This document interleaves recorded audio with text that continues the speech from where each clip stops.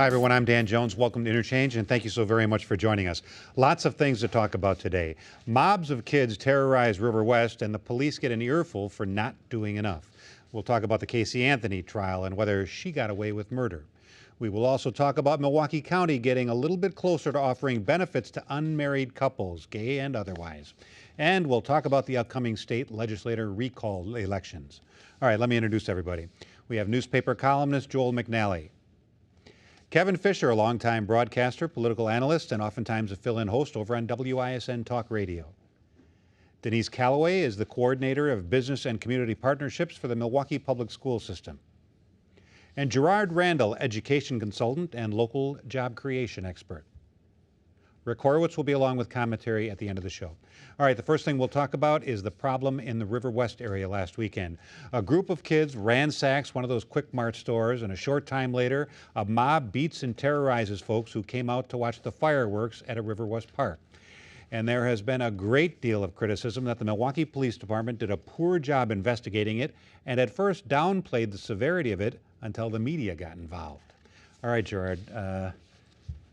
This is causing a great deal of controversy this week. Some people saying, here's another story about a group of kids ruining what is trying to be a great neighborhood. And Riverwest is a great neighborhood. The store that the majority of the incident took place is about a half mile from my home. So I'm familiar with the neighborhood. Many of the people who live in both neighborhoods, both Brewer Hill, which is right around the corner from the hill where many of them had congregated, many families had congregated to watch fireworks, as well as Riverwest, which is right next door. I think it's frustrating for all those folk who have made an investment in these communities to revitalize the homes, the programs in those neighborhoods that are available to young people and seniors that make the effort to stay, even though as these neighborhoods gentrify, the taxes go up. And then, of course, you begin to wonder, what are you getting in terms of value for that? People want to feel safe in their neighborhoods, and this is erratic behavior, and you hope that it's random behavior that can be stopped. The only way that I think you can address it, though, is by beginning in the home. Parents have to be better supervisors of their children. They have to establish a better set of values for their children that they follow. Clearly, many of these young people didn't have any respect for property or traditional respect for property or for their fellow human beings. There were a lot of kids, though, that were just participants as bystanders, and I want to cut them a little bit of slack. I also want to cut the parents that turned their kids in a little slack. I don't care what motivated them.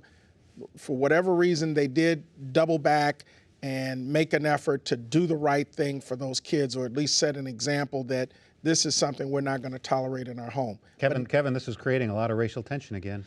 Well, if you bring up race, and when a story first broke, nobody wanted to mention the racial components, that it was a black on white crime. They finally got around to mentioning that, and I think that's an important element of the story. But you also have a police department that, as supportive as I am of them and have been in the past, I can't cut them any slack on this one. To have victims running up to police officers, wanting to give their stories about what happened to them. They are injured, they are bruised, they are bleeding, and the police told them, well, just go away. I can't deal with you now. And for the police to sweep this under the rug and not to do anything about it for 3 days, for the police chief, who is obsessed with data in pushing his case that he's doing a lot to make Milwaukee safer, for him to say that he wasn't aware that there wasn't a call for backup, I can't believe that. The police really bungled this one, and it really sends a message. 3 days later he says, well, we can solve this, we can take care of it. Just cooperate with us. Just tell us, come forward. 3 days later, you're saying this, when 3 days earlier, your officers were telling victims, go away, I can't be bothered, I've got other things to do. It really didn't look good for the police department or for the police chief. Denise, would it have been handled differently by the police if this was Lake Park or the lakefront?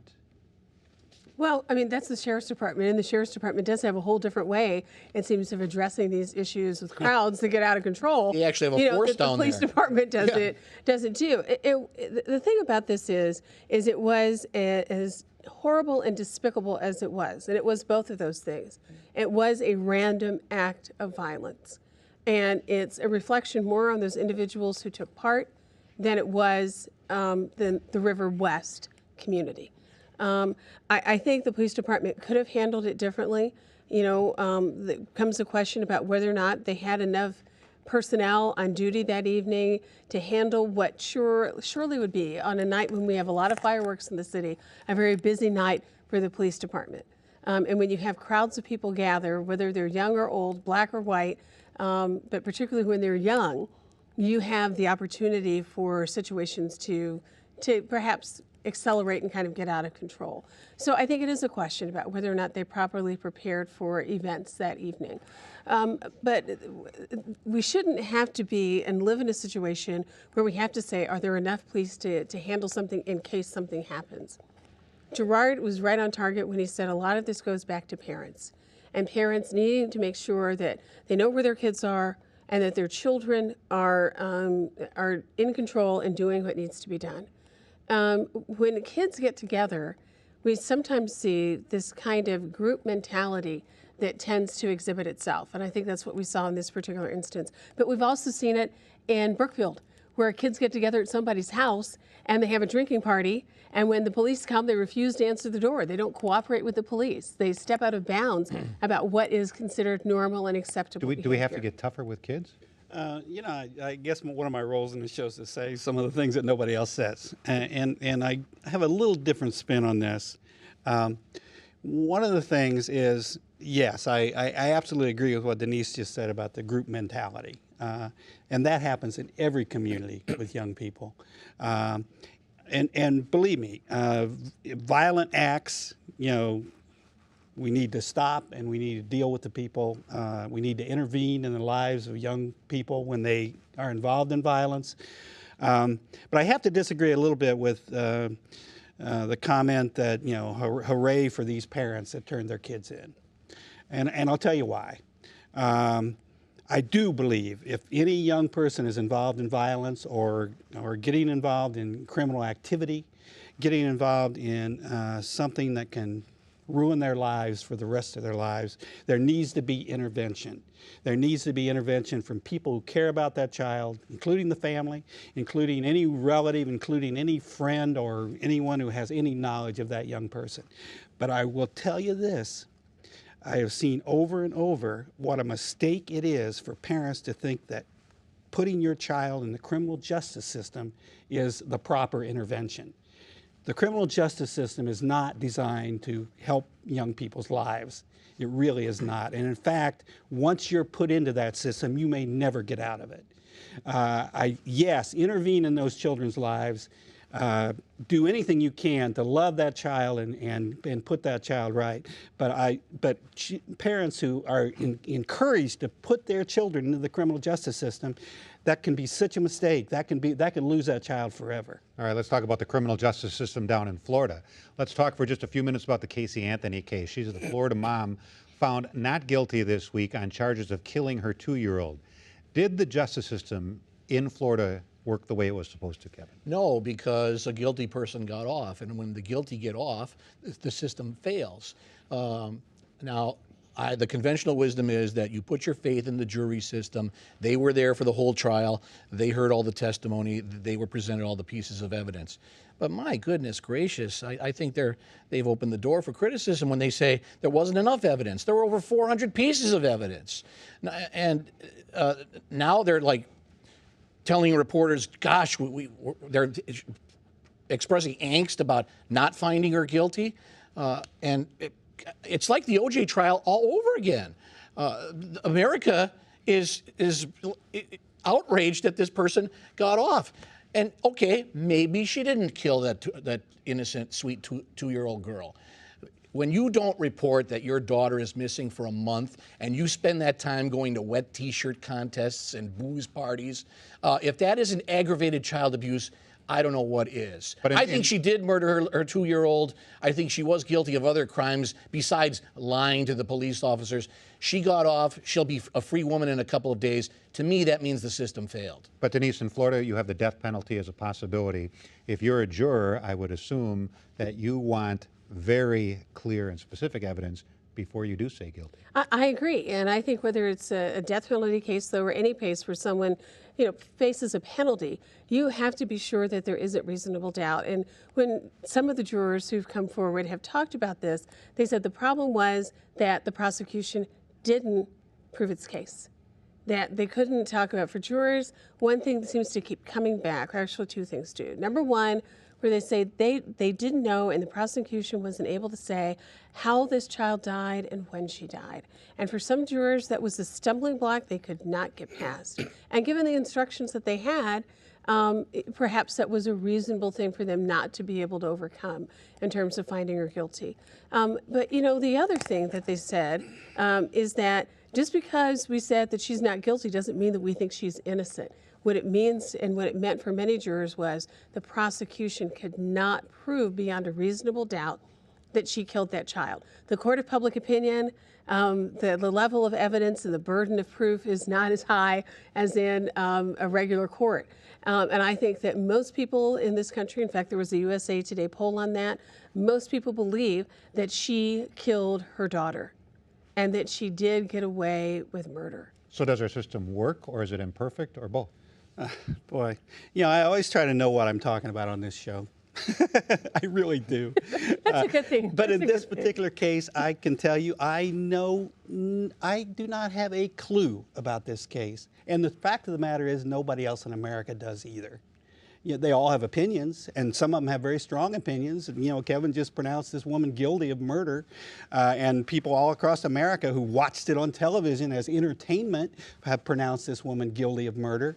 A jury, and I've served on juries, and I know many others have here too, juries try to do the right thing and they try to follow the instructions, and when someone's life is at stake, they're not deciding whether this woman is a good individual, but it amazes me that people across America watch this on television as an entertainment show and pronounce themselves, demanding justice for this little girl that they fell in love with, that they never knew. Somebody killed her. They never knew, and decided this woman is the most likely person to have killed her, so she should be found guilty.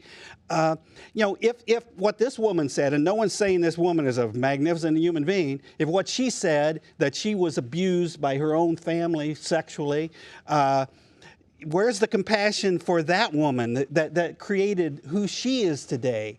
They have compassion for a little girl they don't know and never have known, but they saw a cute picture of, but they have no compassion for this human being. Because she's dead, they want her, and her mother they want this is woman alive. murdered because they saw something on television. And to me, that hatred as an entertainment show on television just appalls me. It really does. It's not hatred so much, it's outrage when the perception is, and it could be reality, that a murderer goes free. What played out on TV actually was very different than what was available to the jurors to make their decision. And I think that's why you have two different opinions that surfaced at the end of this trial. What was available to the public were sidebar conversations that the judge and the attorneys were privy to, that press releases and other statements from people who were in the courtroom, it was available to them, it wasn't available to the jury. So at the end of all of this, the jury had a much more limited amount of information that they could make their decision on, more so than the general public. But the trial took months. There were 400 pieces of evidence. They spent only 10 hours deliberating. I grant you, I wouldn't have arrived at the same conclusion that the jurors had come to unless, of course, I'd been sitting in that jury box with the same limited information. All right. There's another push by Milwaukee County supervisors to offer benefits to both same-sex and opposite-sex unmarried partners of Milwaukee County employees. Now, last time Scott Walker was county executive, he vetoed it. This time, it looks like it's much more likely to be approved. Denise, is it the right thing to do, even though it's going to cost possibly $750,000? I think it's the right thing to do. I think the problem is that it may be the wrong time to do it. Milwaukee County is facing some huge fiscal problems, a huge potential deficit. You know, some people I've heard say, well, you know, we're $51 million in the hole. What's another $700,000? Well, it's another $700,000. It is the right thing to do and it's not only the right thing to do morally, it's also the right thing to do in terms of having the ability to attract and retain quality employees and to be able to offer them a benefit that clearly is important enough that it's offered to other employees. So I think it's the right thing to do. I think the timing of it is what is going to cause a problem. I do think the county board is going to go ahead and pass this, and County Executive Abley is going to sign it. Yeah, but I just think the timing of this, when the county already has such severe, significant financial problems, it is really going to be difficult for a lot of citizens to swallow, including a lot of people who may have seen their own health care disappear due to loss of jobs or other situations. Some people think this is the time to start cutting benefits, not to be giving new ones. I don't think there is a wrong time to do the right thing. I really don't. And I agree with Denise, this is the right thing to do. In fact, it's done in private industry. This is where, you know, people keep saying, why don't, you know, people in government have the same benefits as people in private industry? This is an example of private industry leading and government being behind in providing benefits. The cost that is every time something like this is proposed in government, not in private industry, because private industry doesn't worry about it, and believe me, they worry about their bottom line more than anybody. Every time it's proposed in government, we hear these wildly inflated numbers about what an enormous amount this is going to cost, and they never turn out to be true. Those numbers are thrown around by people who just simply oppose any benefits to same-sex couples. For the most part, that's what's behind it all. It's hatred of individuals. It's not, you know, that this isn't the right thing to do. I think those costs are wildly overinflated. Here is an example where government is following what private industry now does increasingly. Are the people who are against this anti-gay haters? You bet. I think you have a lot of very well-intentioned, traditional, faith-based communities that oppose this. And they're going to continue to oppose it because of their beliefs. You have a lot of institutions that are outgrowths of those communities that don't want to be saddled with something that runs counter to their beliefs. Catholic-run hospitals, for example, which make up a large employer base in the state and this community in particular. They don't want to be told that this is something that they have to provide. You have to acknowledge, too, that in the beginning, this began to take on the tone of, what's the cost? No one knew what the cost is going to be. Well, that's a clearer picture now. And so then it comes down to timing. Is the money available? Is this the right time to do it? I think what you're going to see, though, is some modification in the state law. Those benefits that were extended to state employees for same-sex partners that want to access health benefits and other things, I think you're going to see legislation introduced in the state legislature that will pull those benefits back. Kevin, if you are against this and you don't want to spend the money, if you say to somebody, well, we don't have the money, if we're going to offer this benefit, then we have to close this swimming pool, then they'll say, no, you can't do that. Well, I think it's not just this benefit, and it has nothing to do with hatred or discrimination. It's just benefits in general. Yes, the cost has been mentioned, so I won't get into that. But you have people in the private sector who are seeing their benefits cut, taken away, eliminated, and they see the public sector not doing the same but expanding benefits.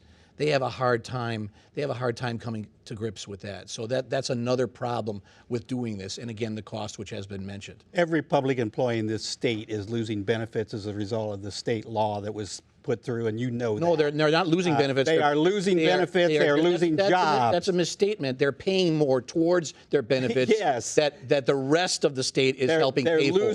They're getting their pay cut, and they're losing their jobs. All right, next topic. We just have a few minutes. The first of the recall elections takes place this coming week, and this will continue through the next month.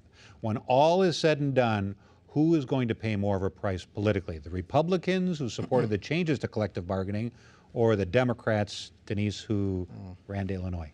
I think they're both going to pay a price. I think the Democrats are probably going to lose 1 seat, and the Republicans are probably going to lose 2. The problem I think we have with these recalls as they exist now is that the process has become kind of confusing for folks.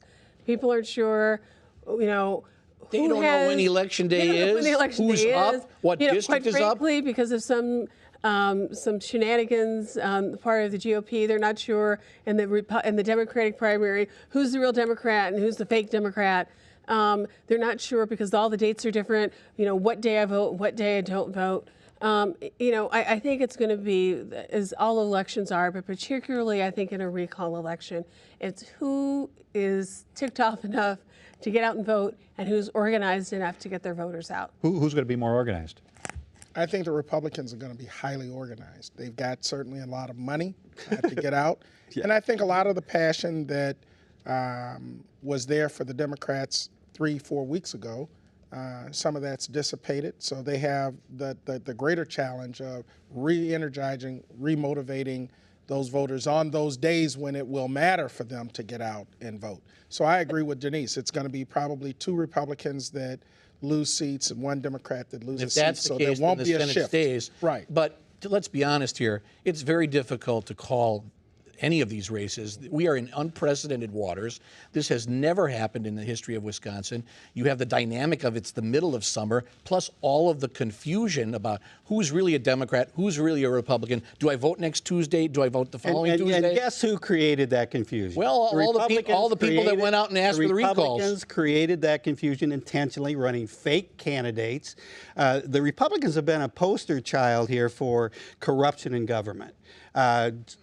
Good God, Alberta Darling in this area used her chairmanship of the Joint Finance Committee to collect money in 20,000 and 30,000, things that would be against the law. Is that legal? She would go to jail, and the donor would go to jail in any other election because it's illegal in every other election. It is legal what she did. Yeah, she didn't do anything wrong. And then she. If you read the rest of the Journal Sentinel article about that, and then she put things in the budget for the people who gave her $20,000 and $30,000. But she stayed here and did her job. She didn't run off to Illinois, and she's a conservative in a conservative district and will be reelected. Those people represented their constituents. We continue.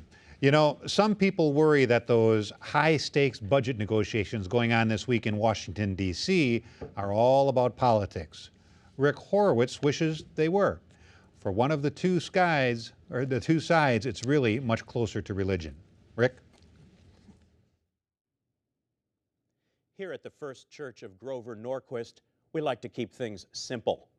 Government is evil. Taxes make government possible, so taxes are evil. Any taxes, at any time, for any reason. Here at the First Church of Grover, we never get tangled in the gray areas. There is black and white. There is wrong and right. We know the difference, and we're taking names. A temporary tax cut ended is a tax increase. A tax loophole closed is a tax increase. And woe betide the man or woman who seeks to impose one. They have broken their promise to their constituents and to the American people. They have broken their promise to the First Church of Grover. They have strayed from the pledge. When they sign the pledge, public servants take a sacred vow. They enter into a holy covenant that cannot be broken, not for political expediency, nor for mathematical reality, nor for the sake of compromise. Essential truths can never be compromised. And at the First Church of Grover, there is but one essential truth. Taxes are evil. Any taxes, at any time, for any reason. Did we mention that we're taking names? So don't even think about seeking out wiggle room or offering minor concessions for the sake of some grand bargain. Bow instead in complete obedience and stay always on the path of purity. If schoolhouses need to be shuttered, so be it. If weapon systems need to be scrapped, so be it. If there are fewer air traffic controllers, fewer food safety inspectors, fewer infant immunization programs, so be it. These are things government does with taxes. As government is unnecessary, these things and all similar things are unnecessary. As government is evil, these things and all similar things are evil. Be rid of these things and be glad. But do not question, do not falter, do not commit heresy. I say to you, cross the First Church of Grover at your peril, for Grover is a righteous God. Grover is a vengeful God. Simple enough? Well, thanks, Rick, and thank you so much for watching. Enjoy the rest of a beautiful weekend. So where'd you get the mic?